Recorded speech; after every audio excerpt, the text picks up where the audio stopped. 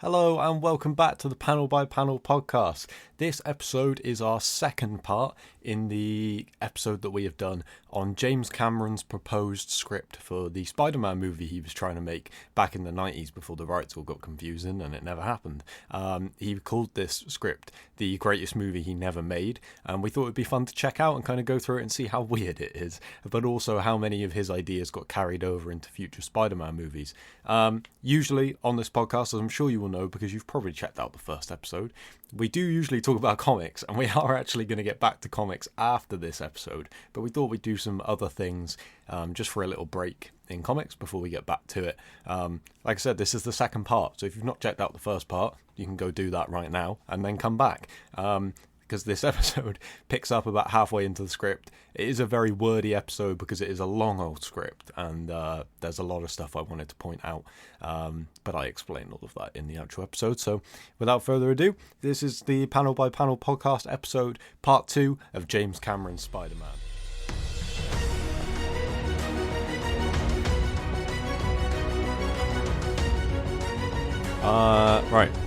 So we need to do part 2 of the big old Jimmy Cameron Spider-Man. Jimmy Cameron. Never heard him called Jimmy Cameron before. Only his friends call him Jimmy Cameron. Wow. Jim Cameron. So we ended it with the scene that Sam Raimi used pretty similarly when Mary Jane is getting robbed in the alley and Spider-Man saves her, right?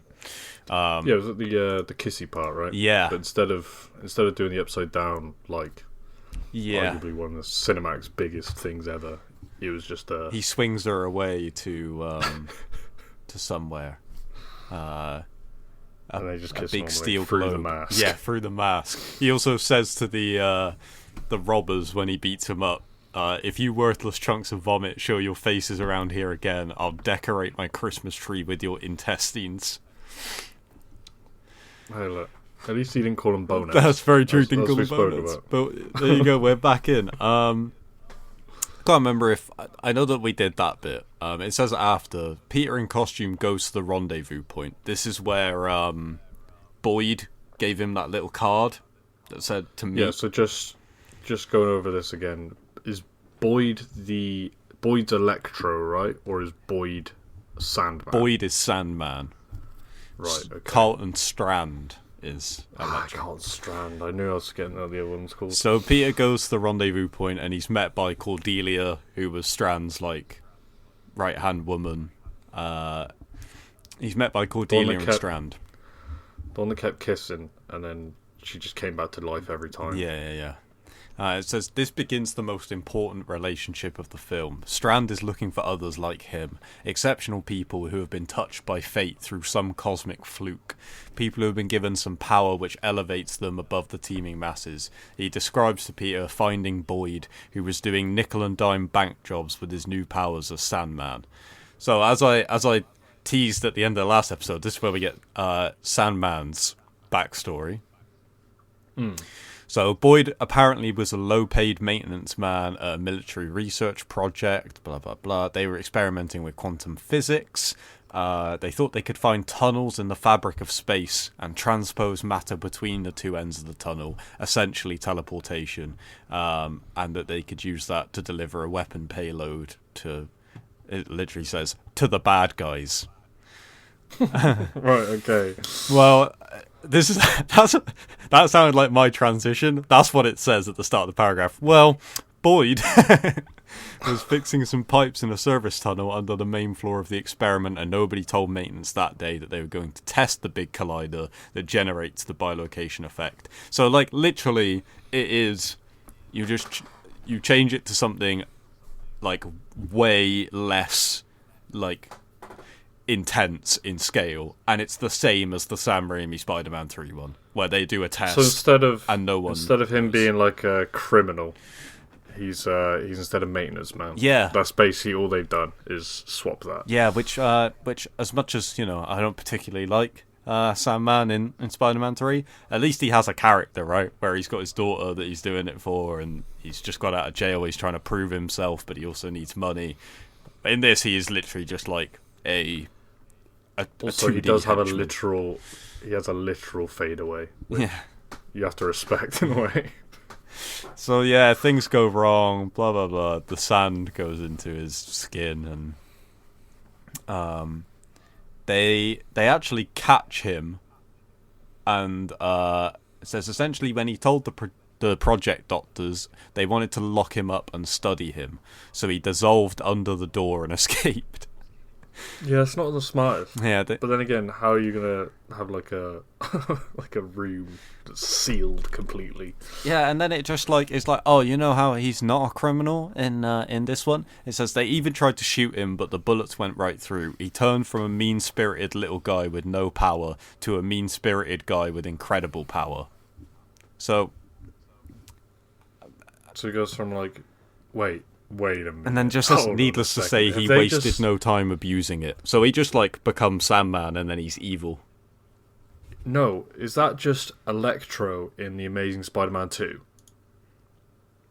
No, because Electro. He's a maintenance worker. That is true. He gets kind of shat on most of the time. Without the He doesn't eels. get told about something specific, and then he dies because of it. But he's not really dead. He just gets powers, and now because people are trying to be dicks to him again, he's had enough. Yeah, I mean, yeah, kind of in a Who way. would have thought that this would have been used like 14 years later in fucking Amazing Spider-Man 2? That's mad. That's dumb, but fair enough. You get a flashback scene where Boyd does a robbery, and then he's in the hotel that he's bought afterwards, and then Cordelia walks in to the like hotel, and Strand shows up, and yeah, convinces him to help him. It says, in the present, Strand describes how he took him in and showed him a better way, how the real money was made. Now he is Strand's right hand, his enforcer. He apologizes to Peter for having Boyd beat him up, but he's like, I needed to get your attention. And then Peter kind of goes on about how, and it says Peter realizes how much he's changed, how much the mask has changed him. He did fight back. He acted on his anger, and his anger made him fearless. Again, it's kind of like this whole thing that I don't really get what he's going for with the whole Peter Parker Is he trying likes to, like, beating is he people up trying now. to Yeah, is he trying to make him like a bad guy in a sense? I just Also, don't know. Just to get back to Sandman real fast. Obviously, this is a question that me and you had. I don't know if I think it was literally in private. But does James Cameron mention how much sand that Sandman could suck up? Or does he just sand himself? I don't think so. No, I don't think so. I really hope we get finalisation on this as well. It goes on to say sort of about the dynamic between Strand and Peter. Like, Strand does want him to join him, but obviously it's not for a good reason. And Peter is kind of like tempted because he's like, he needs money, and Strand is kind of like a father figure and stuff like that. It goes on to talk more about Strand's motivation. It's basically just like he sees it as a new form of evolution, that him and Boyd and Peter have been chosen to be special, kind of thing. Takes like a Magneto approach. Yeah, I guess so. Yeah, he thinks that they're like superior, kind of thing. This is a good little Jamie Foxx throwback as well. Strand invites him to the Manhattan mansion. Peter has never seen such opulence. Strand sips a martini and strokes the electric eels in his huge aquarium. The electric eels are back. Fuck's sake, man. Wait, so instead, does this Electro basically have a fascination with it? Like he loves electric eels because they turned him? No, because he doesn't get turned by electric eels. He gets turned by lightning hitting a like metal structure. Oh, fuck off. Like that. Okay, So alright. he just likes he's just showing off, really. Like, he likes electric eels because he can touch them and no one else can. Although I can touch regular eels, but I don't want to. You know? Yeah, I mean, I'm not much of an eel fan myself, but I mean, either. if he likes eels, every man to himself, you know. Strand wants him to take the mask off, but Peter refuses. More stuff about human evolution and natural selection. a lot of stuff about the food chain. The food chain. Does he want to start eating humans? Because, like, that's fucked. Top of the food chain is always held by the most advanced predators that millions of years of evolution could produce. Noble creatures like the wolf and the lion, not the cud-munching herd beasts. Cud munching? Yeah. Wow. I've never heard that. Me neither.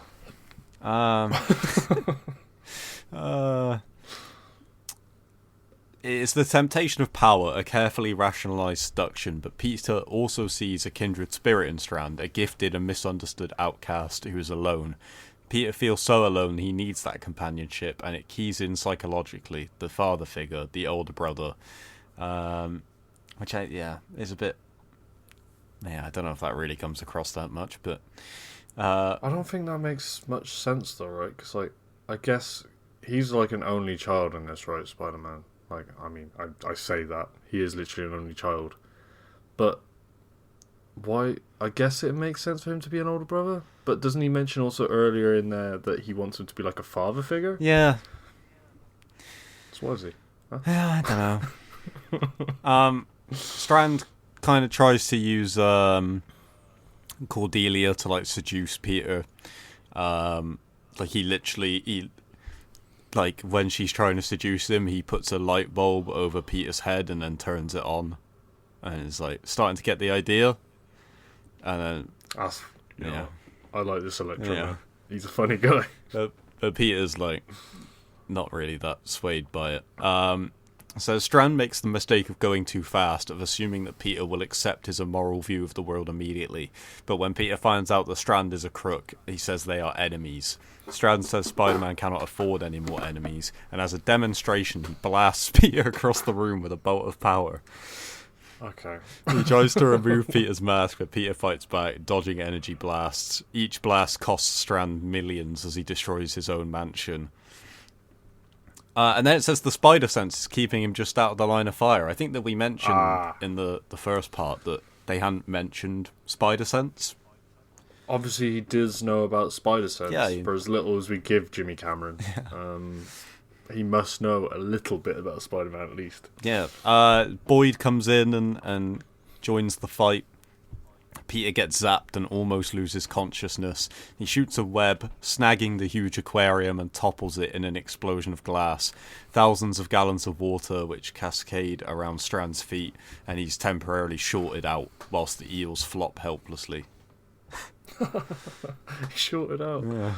Oh, that's amazing. Boyd and Peter carry on having a fight, but Peter gets away. Boyd tries to pull on Peter's webbing as he leaves, but it won't break. And then Strand begins a campaign to win Spider-Man. So the first thing he does is he buys a TV station and gives it to J. Jonah Jameson with an unlimited budget as long as he's bashing Spider-Man. So he kind of funds J. Jonah Jameson, which I don't hate that idea. I mean, it would make a lot more sense if it was, Norman Osborn, who is a Spider-Man character who would do that kind of thing, and not Carlton Strand. Yeah, because there's literally, like, no reason for that. Yeah. But, alright. So there's just some stuff about them, like, people publicly bashing Spider-Man. Strand, it says about how, like, he like now has turned on him, but he also kind of wants to be there for him as the only person who kind of gets it. He gets thugs to dress up in Spider-Man costumes and rob shops and beat people up, push down old ladies. It specifically mentions. Push down old ladies, right? Now even the neighborhood people don't trust Spidey. What? When he tries to help them, they tell him to get lost. That's a good line as well. But how would that affect that? If, like, criminals are dressing up as, like, I don't know, Obama, and then just robbing people. Yeah, but... I'm not going to start mistrusting Obama. Yeah, but... I'm gonna be like, you know what, Obama? I don't know if you're actually one of the people that are robbing things. It's like, it's a bit different. I don't know if that works.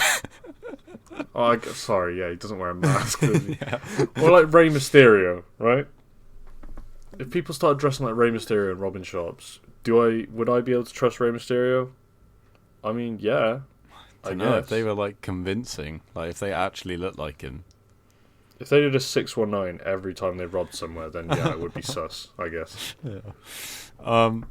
To make matters worse, his costume got wrecked in the big fight with Strand and Sandman. He can't fix it, so he goes looking for a new suit, and incredibly, Spider-Man has become so popular that his costume is available in a store for $120. They even have his size. Peter shrugs and buys it. What the heck? It's made better than his old one anyway. So he just buys a new suit. Which, to be fair, I don't know...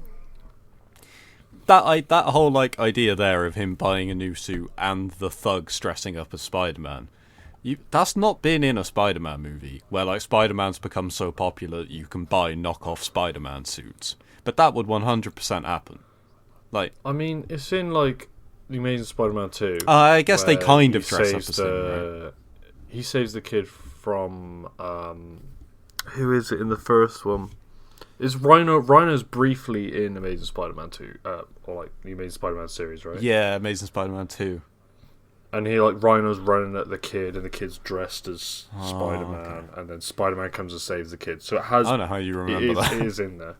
Oh, I remember a lot about the Amazing Spider-Man films, and more than the current Spider-Man films, which is quite embarrassing. So yeah, but yeah, I mean, why would you buy one? You can't afford much, but you can afford 120 quid for a suit. I mean, I guess he needs the suit, you know? Don't get me wrong, I am finding plot points in a thing that has never been made. So I don't know why I'm having a go. Yeah, but like, this is what I was like trying to get across when we did the first part. Like, everything that's in this is like on purpose. Like, this isn't just like him throw it, like, every word is like, I want this to be in the movie. So, like, James Cameron clearly thought that, like, all of this was a good idea. So the fact that you can put plot points in it when it's not even a full script is not great. Maybe they flush it out in the full script that never happened. I don't know. There's some great dialogue in this bit. Peter gets the flu one day, and he still has to go out and do the superhero bit. He's swinging from building to building and has to stop on a ledge to throw up. And a black kid sticks his head out. The kid says, hey yo, Spidey, sup man? Spidey just says, I've got the flu. That's good. The kid goes, hey yes, going around man. The kid goes back in and his mum asks, who are you talking to? The kid says, Spidey got the flu, mum. He's puking on the fire escape. And his mum says, well, you tell him to Spidey his ass on over to the next building and throw up over there. It's bad enough with the winos in the neighbourhood. The winos, nice. Oh, I haven't heard that used in quite some time. It's just like a really old saying, though, isn't it? At this point, I've never heard someone be called a wino. Wow, a wino. Spidey the hell out of here. That's clever. So he starts to have like a string of bad luck, and like the general population are not trusting him anymore, and it says Peter will have a crisis of faith. That's so intense. Wow. Where the burden of remember, like, I know that we joked about this when we did Kraven's Last Hunt, because I picked like a really intense Spider-Man comic, but like Spider-Man is supposed to be like friendly neighborhood, easygoing, you know. Like fun to a point. Like, right? even like the Sam Raimi movies really like beat you over the head with how sad and like down on his luck he is at points, but like this is like another level. So yeah, Peter will have a crisis of faith where the burden of the world's ills becomes so overwhelming that he feels paralyzed. His new power is partially about the power to see and the responsibility to not turn his head away. He can go into the shadows, look in the windows, watch us all from above, and he will see human nature for what it is. He will enter a moral twilight zone where the victims and the crimes are not so clear-cut, where it is hard for a well-meaning crusader to jump in and help or save when the victims must be saved from themselves.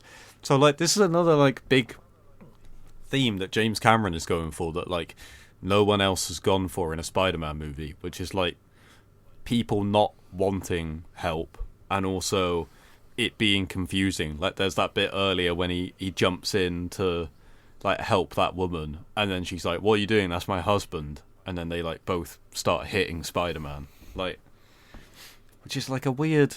It's like a weird thing to focus in on. Yeah, I get it. If it's, I mean, it's meant to be the first Spider-Man, Yeah. right? So it's like I'm taking the Batman from is it last year at this point? Yeah. The start of that, you could kind of get those vibes. Whereas obviously some people he'd try and help, but he wasn't helping. He was kind of hindering in a sense. Yeah. But so I can see it. But yeah, you're right. I can't even think of like there being really a movie that's done that apart from the Batman, superhero wise. Yeah. This next bit it goes up another level. He busts some thieves only to find out that they're just a bunch of kids like himself. One of the kids runs away trying to escape, slips off a fire escape. When Peter tries to catch him, he can't. The kid hits the street and dies. Oh my dear Lord, what? Yeah. Just straight up dies. Yeah. What the fuck? They were just kids needing some money in a tough world, just like him. The line between good and evil was getting blurred. And it's like... oh my god. Wow. That's a really dumb part of this James Cameron. So, okay, everyone's turned on Spider-Man, and now he's killing kids by accident. Well, I suppose he didn't actually... Yeah, but the kid did run away because of him. Yeah. That's like saying like, I ran away from a lion and fell over and died. Like, the lion still killed me, in a sense. I guess. Aunt May can't make the house payments. Medical bills are piling up. Peter's going to have to get a job. Let's see, there's Pizza Hut or the car wash. Or there's always the $20,000 in 20s and 50s sitting on the coffee table of the drug dealer's house he's just dropped in on. There won't be any objection from the drug dealers who are all webbed up and waiting for the cops. And there's the money. Aunt May needs the operation. Her Medicare won't cover it. Why should she suffer in pain? Maybe die. Wow. So he's like dreaming of all the things he could spend the money on. That would... Oh, okay. We're back to funny insults. That would show those sosh buttheads. Sosh buttheads. Wow. But I mean, it's kind of got a point though, right? Yeah. Like... That would show those sosh buttheads with the dentists and lawyers for dads. The smirking laughter of all the Mindys and Mandys and Sandys would finally stop ringing in his ears. Okay, so now it's... How many... I don't see what James Cameron wants to do with this film. Like, at all. So now he's on like a class divide, like, rant? Is that what he's doing now? That's a lot. Like what? Okay. Alright. So... I can imagine that this will then go to him thinking about becoming a crook, right? Yeah, it literally, the next part following on from that is he is hovering on the brink of going over the line of becoming a criminal himself. There you go. Me and James Cameron, pretty similar in our ideas. It then cuts to the top of the World Trade Center. Yeah, where... A bit of a touchy subject, that one. Spider-Man's talking to himself. He says, I figured being your friendly neighborhood Spider-Man would get easier as I went along. Well, I'm waiting. He cuts to Spider-Man, his hands reaching slowly for the stack of bills, because he's, like, webbed the guy up, I guess. I don't know if it actually says that he's done that, but I assume that's why the guy is there. He might have, like, a bag of money in his hand. But it says he looks into the eyes of the drug dealer. Well, he's gone to the top of the World Trade Center with a dude. Or is it like cutting back and forth between like the drug dealer's house and... I don't know. Yeah, because then it says he leaps out the window with the money. So why do we go to the World Trade Center? I don't know. So there's a drug dealer at the top of the World Trade Center. That's what I was thinking for a minute. I was like, what? What's going on? What an amazing place for a drug den. Also, not ideal a year after, but you know. Not ideal. There's some kids playing basketball in a neighborhood. Okay. Suddenly, hundreds of bills come fluttering down into frame like green snow. The kids chase around for the bills, and everyone in the neighborhood is celebrating. And then Spider-Man, with a voiceover, says, "What was I going to do? Track down all the crackheads and give it back?" Anyway, I figure there's more than one way to be a saint in this world, but I've got to tell you, even fighting Sandman was easier than turning that bag upside down. So he just gives all the money away, which I guess it's like a fairer way to do it, but also doesn't feel very practical to just like chuck the bag of money out off the... I think he chucks it off of the trade center. There's no way he chucks off the trade center. But he specifically chooses a park where there's kids or something. Does it? Because I hope you understand where the trade center just is. says okay, yeah. So cut to next morning. So yeah, he's not in the trade center, but he's just on some rooftops somewhere, I guess. Strand is like still keeping track of him. They plot out like a map of kind of where he tends to be, and they kind of realise that he's usually in and around the Queens area. So they start looking for him there. Mary Jane gets a TV interview where she speaks about meeting Spider-Man. She wants to do the TV interview because she's like outraged by people slating him in the media. So she says about how he saved her. And then she goes to... she's just like sat somewhere where she always goes. And then Spider-Man drops down next to her and says, "Do you still trust me?" They kiss again through the mask. She says, "Where are we going?" And Spider-Man says, "It's a surprise." Is this something that James Cameron likes? Does he want to be kissed through a mask? Is that just a him thing? Like, I wouldn't be surprised if that was his, like, kink. That's all I've got for that. I don't know. Like, that's the second time he's specifically said through the mask. Like, why? This bit gets really weird, by the way. Okay, I mean... Okay. Maybe the weirdest bit of the script, I think. Okay. So he takes her to the Brooklyn Bridge. It talks about the actual like shot composition and stuff like that, or whatever. They swing up to the top. It's just like, you know, the scene that you get in every Spider-Man movie where they're swinging through the city and Mary Jane screaming and blah blah blah. They go to the bridge tower. She can't believe this is happening to her. Peter and MJ seem to sit at the very center. Oh, he makes them a web, kind of like, you know, at the start of Spider-Man 3 when they're like sitting on the web. Yeah. So they're doing that. Peter and MJ seem to sit at the very center of the web, surrounded by the lights of the city. She stands with her back against a girder, needing to feel something solid behind her. And Spider-Man says, "Courtship among the spiders is highly ritualized. It varies from species to species. The male spider may circle the female or wave his front legs to signal that he is not prey. He moves in a hypnotic arc around her. He raises his hands in a dance-like movement." You see what I mean? Like, it's weird.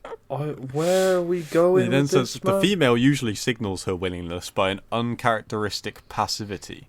MJ takes a deep breath, her lip trembles, her knees are weak, her eyes, though, are steady, gazing at the silhouette before her. Spider-Man then says, "In certain crab spiders, such as..." I don't know how to say that word, but hey. I can't give it a go. It starts with an X and a Y, so I'm just like, what? Zysticus? Sure. Zysticus? I don't know. In certain crab spiders, the male will attach strands of silk to the female, tying her limbs. Spider-Man moves his hand gracefully across her, and she sees the sheerest silk webbing glinting in the moonlight. First one wrist, then the other. Her arms are bound to the wall. Her breathing gets more rapid. He then says, "Since the female can break free at any time, the bonds have only symbolic significance." Mary Jane says the male must be very bold to take such liberties with the predatory female. And he says, "Yes, he is very bold, but you must also trust her." He asks her... Yo, why is this just so creepy? I don't know! Where did this come from? We went from a Spider-Man-ish film to just it being 50 Shades of Spiders. Oh, and it's just not cool. he tells her to close her eyes, right? and he removes his mask and kisses her. Now, it's already weird because of the whole him talking about spiders, right? Which you'd just be like, get out of here, like, what are you doing? That's weird anyway. But then this bit, Peter and MJ are locked together. He is mesmerizing, gentle and powerful. He pushes up her skirt. They make love high above the world. She doesn't look at him. Imagine... Because she can't, because he doesn't have his mask on. Like, there's so many things we could talk about here. They have sex on a web above a bridge. Uh-huh.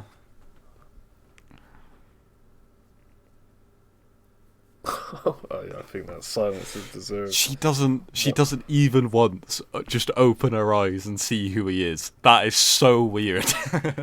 On so many levels. You're just letting a random... yeah. What happens next? I don't want to even think about this. Do you want to know... Right, the last part that I just read was she doesn't look. The next line, cut to Mary Jane the next day at school. Wow. Okay. She's basically like walking around all happy and stuff. She tells two of her like popular friends at school, and they're completely grossed out. They talk about how Peter Parker has had a negative effect on her, and that she's becoming a nerd like him. We see that she's becoming more confident in herself, more able to be different. Okay, we're back to Strand in his luxurious living room. He basically Boyd filmed Spider-Man coming down and picking up MJ, and that he's been following Mary Jane because they figured out that like they're somehow together. So this is an ability that I don't think Sandman has ever had before, but I can see why James Cameron has gone for it. But it also is evidence that he didn't read Spider-Man. Because right. he gets to Mary Jane's house at night and puts her to sleep. Now, it only... Oh, wait, okay. I thought because it mentioned sand a minute ago that it meant he could put people to sleep. But no, he just uses chloroform.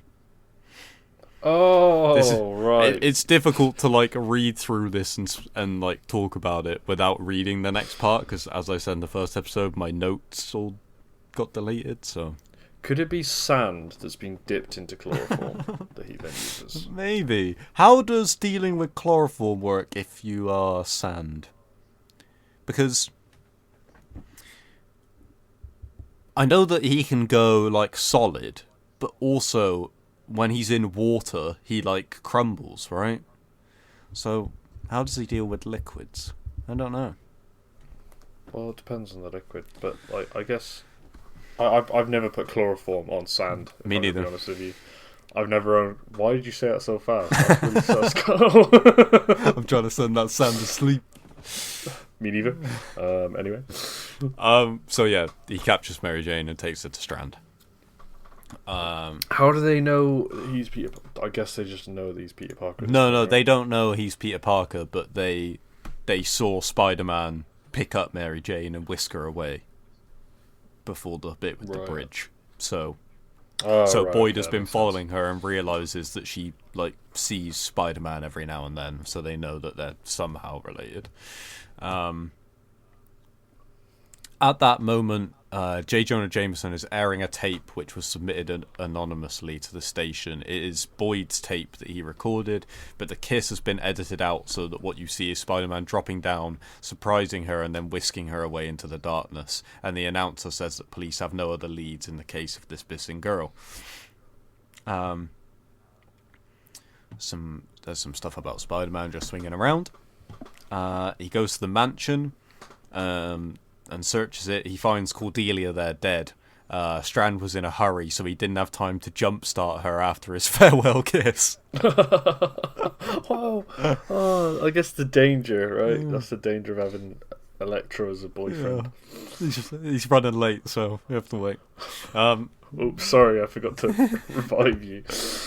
My bad. The huge bank of TV monitors all show the same image. It's Strand's smiling face held in pause from a VCR. Peter hits play. Strand pulls MJ into the frame with him. He says meet him at the top of the World Trade Center. when the tape ends, the doors to the mansion are kicked in by SWAT team members, and they see Spider-Man and Cordelia's body, and they start shooting.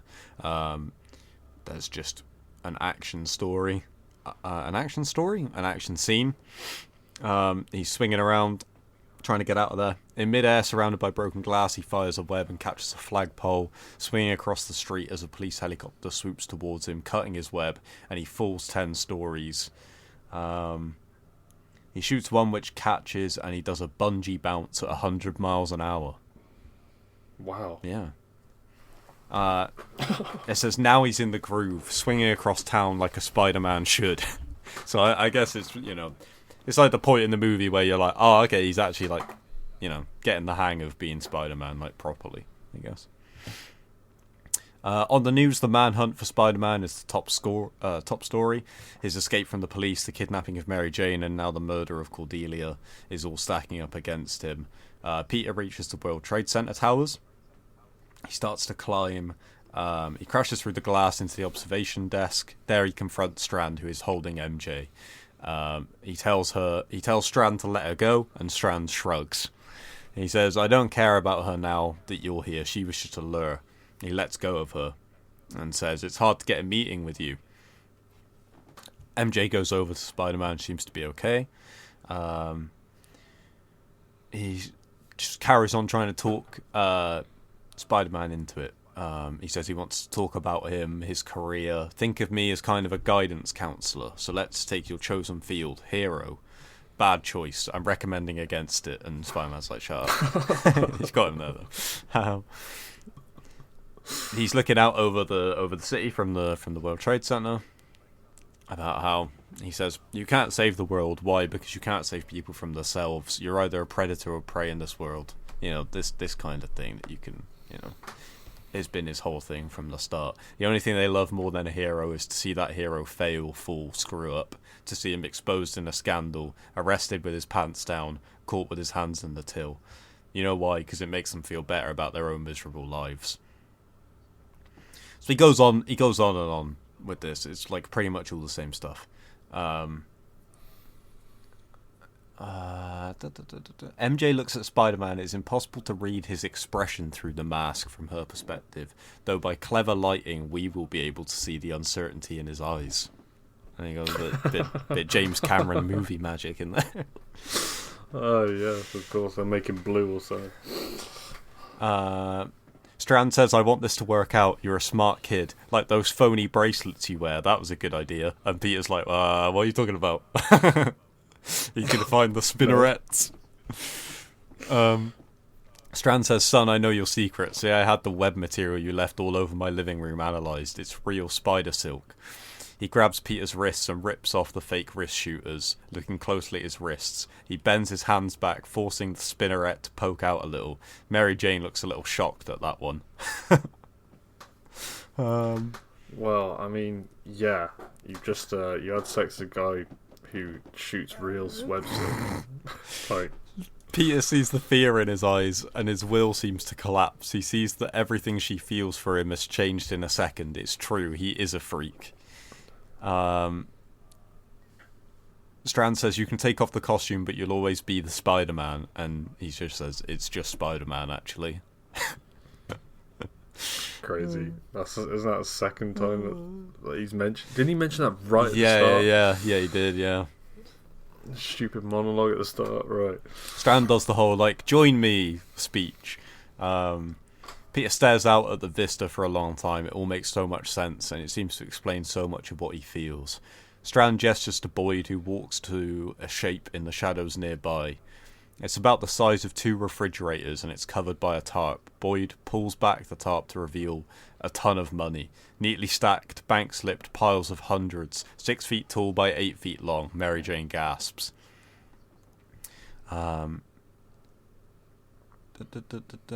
Mary Jane asks how much it is, and Boyd says 250, and she says 1,000, and Strand says million.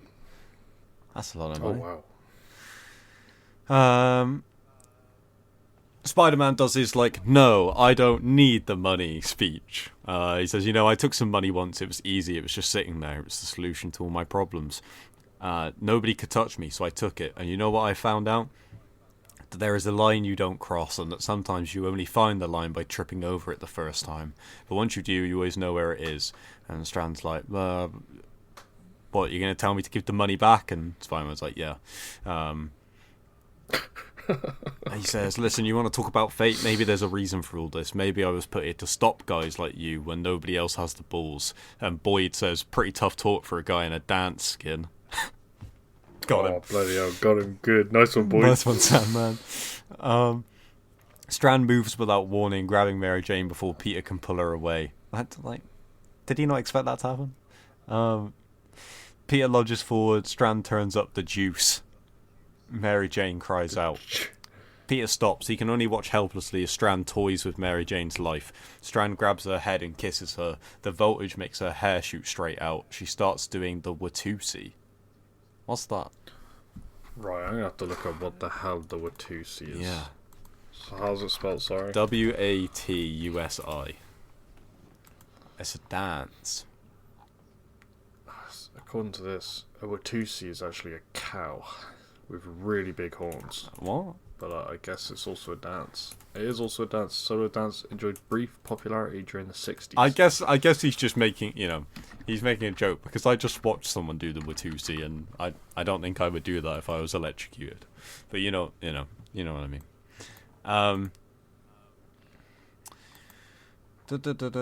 Mary Jane slaps Strand and he kisses her again, this time at a much higher voltage. MJ starts to convulse wildly. Meanwhile, Sandman has dissolved. Imagine if it just ended there.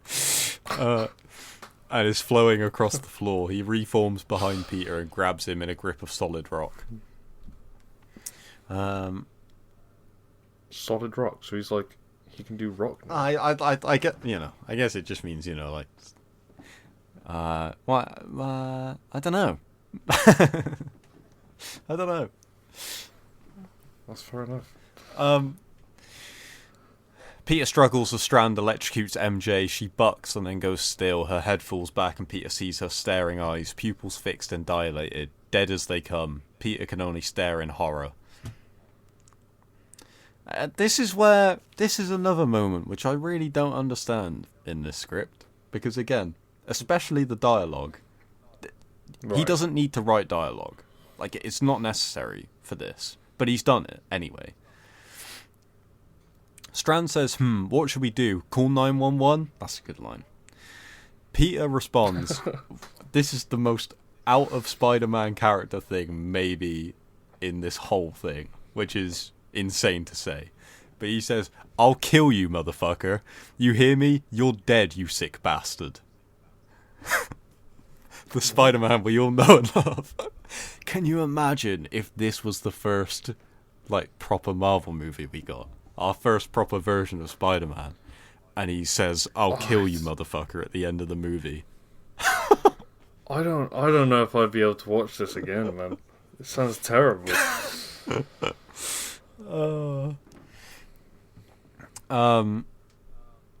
He basically does his little trick and zaps Mary Jane and brings her back to life. Right. But and he says, I think there's real electricity between us, don't you? That's a good line. Nice. And then Peter goes berserk. Mustering all of his force, he explodes the Sandman into loose chunks. What the fuck? Sandman chunks dissolve into puddles of sand and quickly flow together, forming back into a human shape. He carries on fighting with Strand. Looking up, he catches a glimpse of a figure leaping from one tower to the next, carrying MJ to safety. He fires a lightning bolt which sears the night, and it explodes the glass out of the north tower. On the roof of the tower, Spider-Man gets MJ to the stairwell door. He rips it off its hinges and he tells her to run. It says she starts down. I assume that means stairs. Then turns back to him. Guess. Mary Jane says, I love you, and Spider-Man says, cool. That's how I interact with women as well, yeah. Across the gap on the outdoor deck of the South Tower, Sandman and Strand come out of the door. Strand fires lightning bolts across the other roof. Peter knows enough not to leap onto the microwave tower. It's a natural lightning rod. Strand summons a furious force field of electromagnetic energy, like a sorcerer calling up a demon. Okay. He starts zapping stuff. He zaps that microwave mast, which is now like glowing red with how much he's like beaming it. Concentrating, he uses the electromagnetic force to bend the microwave tower towards him. It topples, falling across the gap, bridging the two towers together. Sandman leaps onto the bridge and runs across to Spider-Man. Then it says in all caps, the final battle is joined. And it's a real barn burner. This bit's great. This bit's like my favourite part of the whole thing. So it says the final battle is joined in all caps. And then it just says, and it's a real barn burner. Vicious and elemental. I won't bore you with the details right now, but it's big. That's so good. And then it just says, here's some of the highlights. And just goes through some like cool moments that he wants to see. There's a lot. Like Strand feeding off like the mains power. Peter getting half of his costume like ripped off, you know, like when Tobey Maguire, where you can see like half of his face and stuff. Yeah, they carry on fighting. Sandman pounds Spidey into semi-consciousness, hurls him off the roof, catches himself with a web. Spidey sees Strand readying a mega blast. A mega blast. Does this turn into like Dragon Ball or something? What's going on? Spidey sees that Strand is about to... He dodges the first one. And then Spidey sees that Strand is about to fire again. He fires a web at the Sandman, lassoing him, just as Strand unleashes a bolt.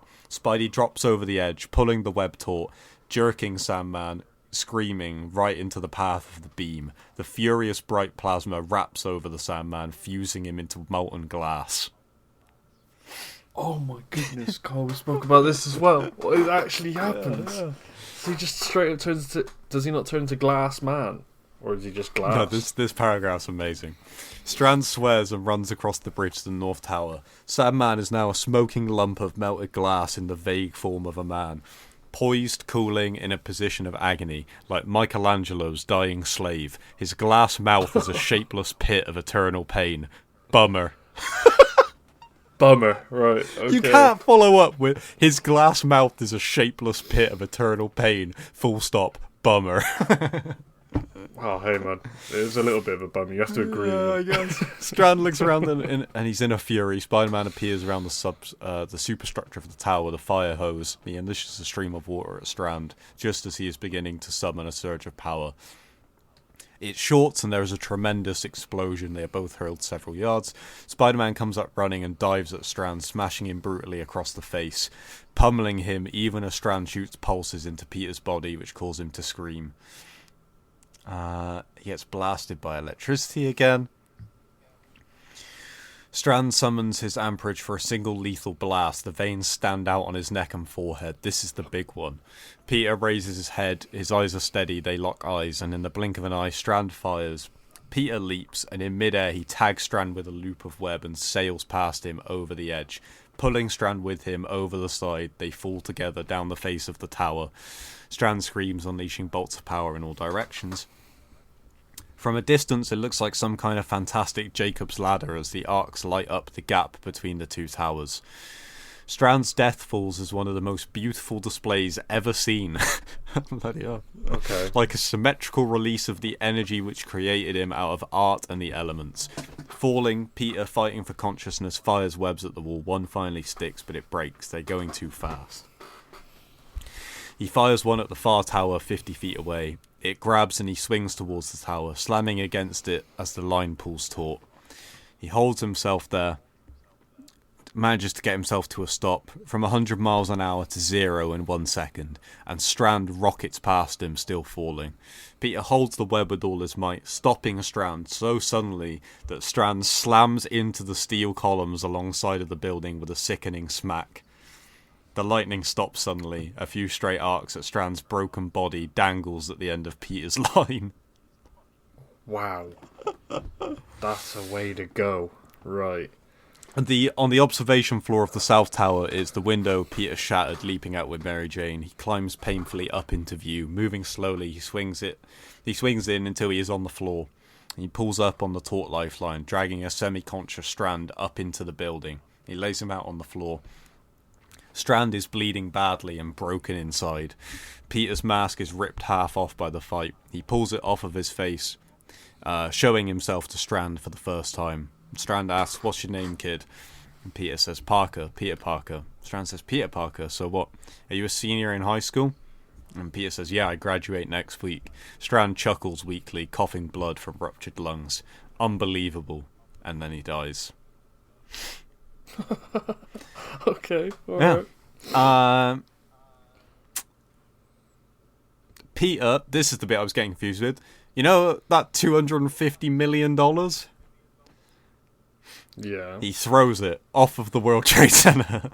What do you mean he throws it off the... People Why? don't notice the cloud at first. A green cloud covering the city. A cloud of $100 bills fluttering out across the city on a brisk breeze, spreading for miles. This, like... Do you know how much wasted there's going to be, man? Yeah. He didn't think this through. But then again, he has just killed a man. Yeah. So... It cuts to, this is kind of like the little montage bit at the end where it's like Spider-Man, he's up on somewhere, and then Peter, and he's walking around at school, and then it's just Peter doing a voiceover.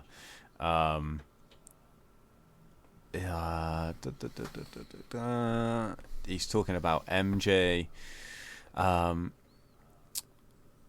MJ ends up getting a B in the science project they did about spiders, Right. which is very good.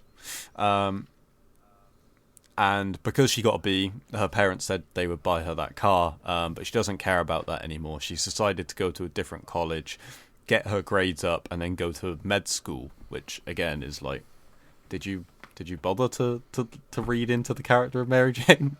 Well, she stays like the whole point is she's attractive and she uses it to become an actress, but it doesn't matter.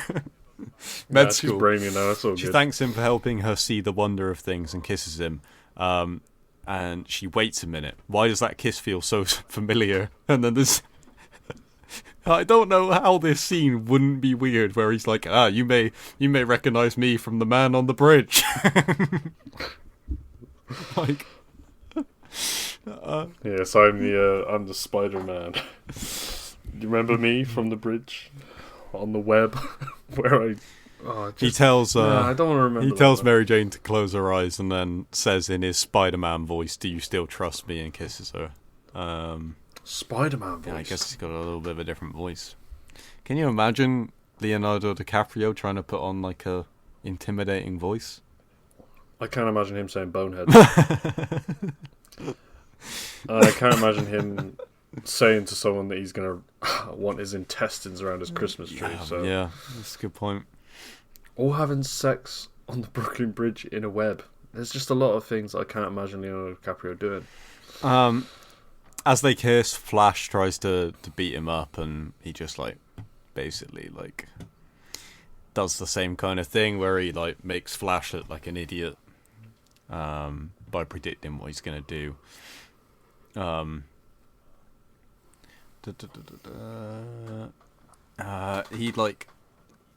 Flash runs at him and he trips over on a web and cartwheels into a wall. Peter says, "Flash, you should really watch your step. Here, let me help you up." Peter helps Flash to his feet, but attaches a web to the back of his jacket and shoots the other end to a nearby railing. So when Flash is dusting himself off and turns walking away, he charges at Spider-Man again, only to get yanked like a chain. His feet fly out from under him and he crashes onto his back. How would no one be able to see Yeah, this? that's why I bothered to read that part out. I guess it might be like the end of school, right? Or just everyone's gone for lunch or something. Even then. Yeah. This is the the ending of the whole people don't want heroes arc. It says all the kids standing around the schoolyard laugh uproariously.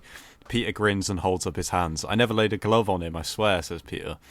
Everybody cheers, because the truth is, we really do like heroes, especially when they're underdogs. Wow. Cut to Spider-Man, he's still hanging. That's all it says. I don't know. Right.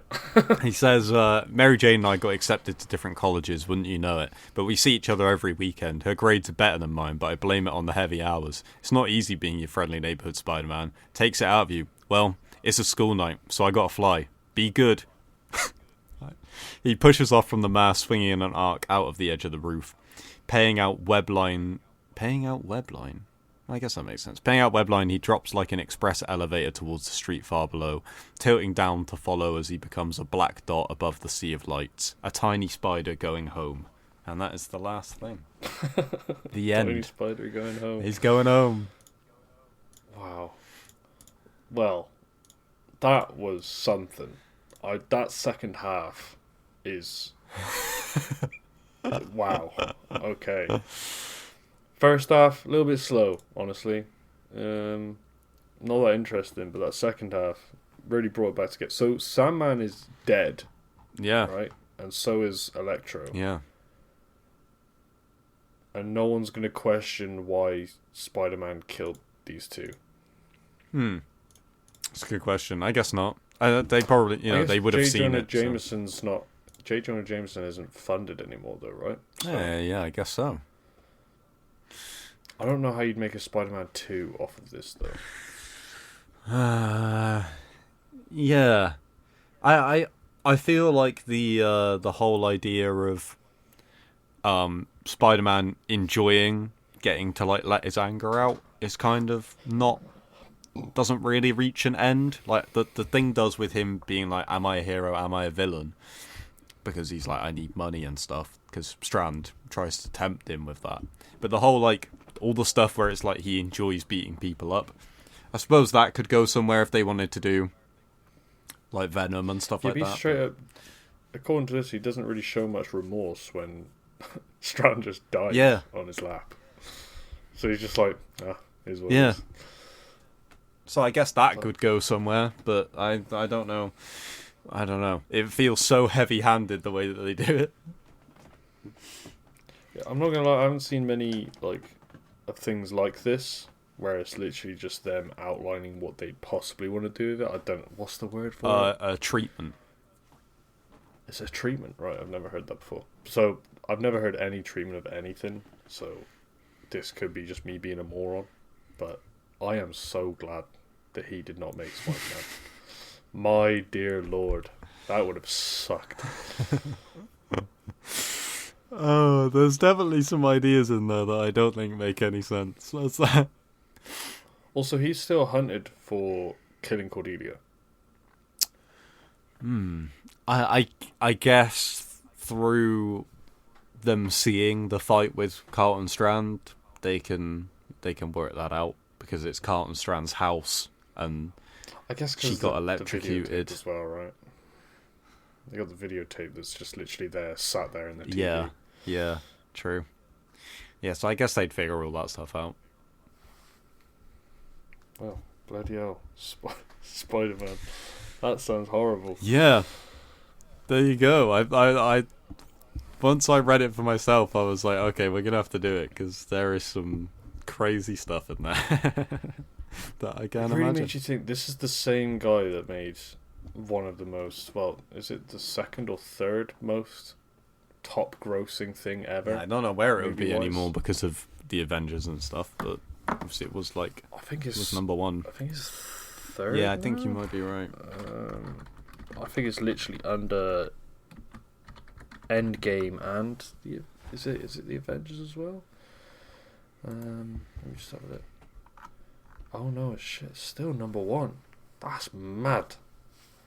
Yeah, 2.9 mil gross. 2.9 bill, sorry. And then Endgame's 2.8. This is very close, but wow. I don't know. I don't understand how this came from this guy. I'm very confused. But hey, We did it. like he's important for a reason. However, this is the same guy that also decided to buy himself a submarine so he could explore the depths of the sea. That's very true. So, But it all paid off for Avatar 2, so... oh, don't say that yet. This could be absolute horse trash. I've heard it's really good. But He also said that it needs to be one of the what's the word? One of the most successful movies ever for them to make their money back. So doesn't he need to make like 2 billion or something just to break even? Budget. I also say here it says 250 million, but yeah, it needs $2 billion to turn a profit, says James Cameron. Which is, that is scary. So that's to become 4th or 5th highest grossing, and he already has the 1st and the 3rd. So with Avatar and Titanic, obviously. Yeah. So who knows? He could do it. Maybe. We'll see. I'm not gonna give you a tease for the next episode, I don't think. Apart from that, we're going back to doing comics because we haven't done one in quite a while. Yeah, we really need to go back to the comic for the comic talking about podcast. Yeah, we'll do that. We're back to normal. What are we going to? If I know you're not going to give me a clue, but we're doing Marvel, DC. We ended on the last comic we did was Long Halloween, so we'll do a Marvel one next. Cheeky. There you go. Done. Brilliant.